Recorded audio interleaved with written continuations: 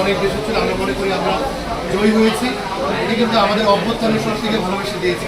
আমি ব্যক্তি আলী নাসির খান এখানে কোনো মুখ্য না।